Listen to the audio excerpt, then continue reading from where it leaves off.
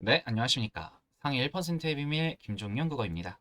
자, 오늘은요, 산업화 문명화를 주제로 한번 이런 주제들을 노래하고 있는 작품들의 특징들, 공통적인 어떤 패턴들은 무엇이 있을까 공부해보는 시간을 가져보려고 합니다.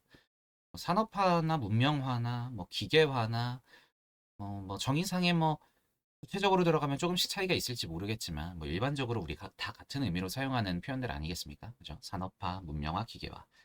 네, 이런 이제 시대적 배경을 노래하고 있는 작품들, 그런 작품군이 존재한다는 것이고요. 그 작품들이 가지고 있는 어떤 공통적인 특징들, 특성들, 주제의식들이 반복된다는 것입니다. 네, 오늘 그 주제에 대해서 한번 정리해보는 시간을 가져보려고 합니다. 자, 한번 같이 읽어보겠습니다. 자, 산업화와 문명화는요, 우리 삶에 혁신적 변화를 가져왔죠.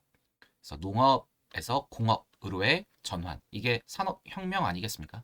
농업이라고 하는 산업에서 공업이라고 하는 이 산업으로 전환시켜 준 것, 기계 문명의 도래, 이런 것들은 네, 우리 현대 생활의 기초가 되었습니다. 그죠? 그래서 효율성, 편리함, 경제적 부흥, 이런 것들은요, 산업화의 찬란한 유산이고 그 발전의 상징이라고 할 수가 있겠습니다. 그죠?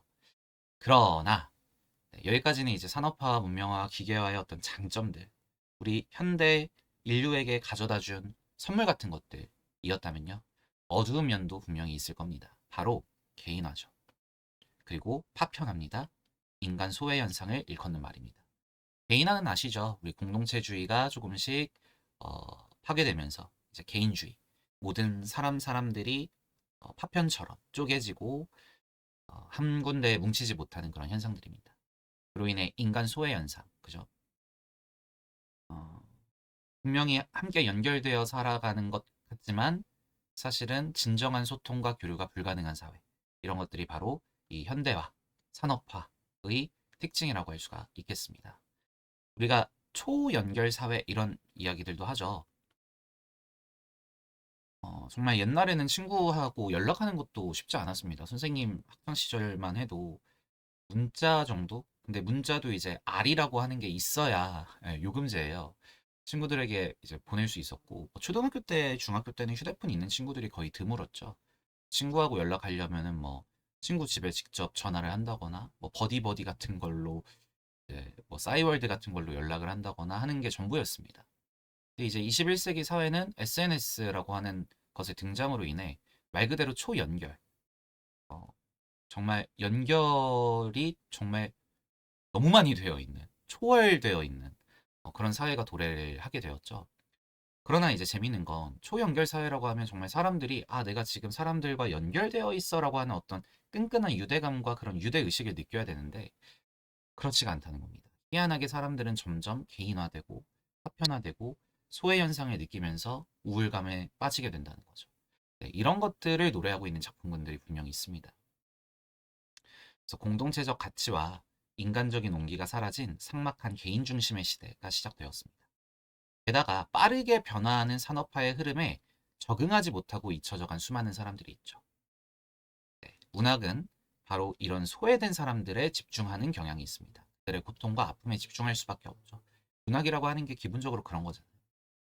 그래서 이러한 주제를 노래하고 있는 현대시는요, 대체로 두 가지 유형의 삶에 주목하게 됩니다. 첫 번째는 무엇이냐면, 도시 속 빈민 노동자죠. 네, 분명히 도시에 살고 있지만 빈민 노동자들이 있습니다. 바로 빈부격차죠. 그 다음에 계급 갈등입니다. 들어보셨나요? 계급 갈등. 우리 조선시대에는 명시적인 계급이라고 하는 게 존재했죠. 왕, 양반, 평민, 그 다음에 천민. 이제 현대시대가 도래함에 따라서 이러한 계급이 사라진 것 같이 보이지만 그럼에도 불구하고 여전히 남아있는 것 같이 느껴지는 계급, 바로 빈부입니다. 뭐, 들어보신 적 있으신가요? 부르주아와 프롤레탈리아 간의 계급 갈등.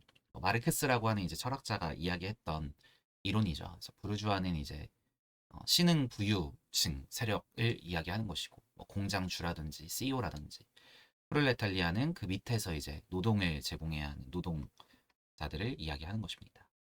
그래서 분명히 어떤 계급 사회가 사라지고 평등 사회로 전환되었음에도 불구하고 여전히 남아있는 이 계급 간의 갈등과 빈부격차, 그 속에서 고통받고 있는 도시 속 빈민 노동자들의 삶에 주목하는 그런 작품군들이 첫 번째로 있을 수 있겠고요.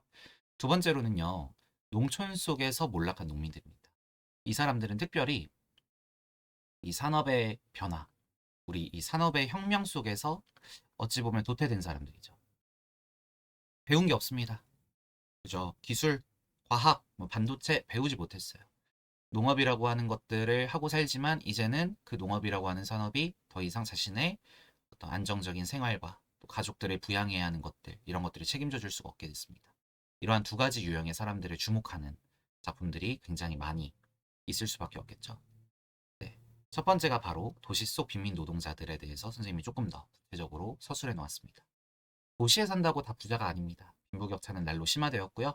노동자의 처우와 인권은 제대로 보장받지 못한 채 고강도 노동에 시달리게 됩니다.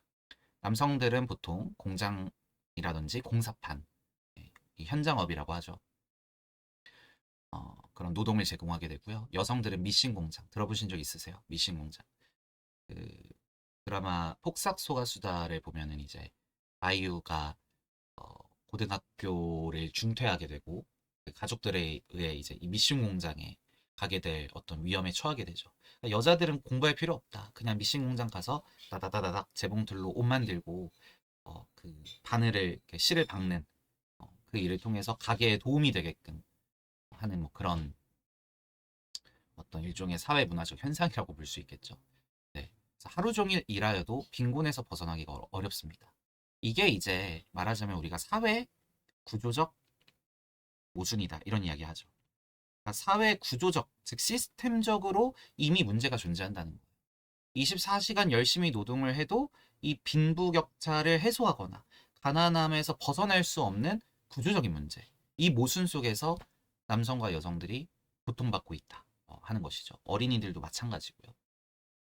그 우리나라야 이제 뭐 어린이들이 막 노동을 고강도 노동에 시달리면서 고통받는 경우들이 많이 있는 것 같진 않지만 그 아프리카 같은 경우에는 아직도 유명하잖아요. 그 카카오 따는 그 열매를 따는 일을 이제 아이들을 많이 시키고 충분한 쉬는 시간이라던가 충분한 임금이라던가 하는 것들을 보장해주지 않기 때문에 정말 막 열사병으로 픽픽 쓰러지기도 하고 24시간 열심히 일하여도 절대 빈곤의 악순환, 그 굴레로부터 탈출할 수 없는 그런 문제들.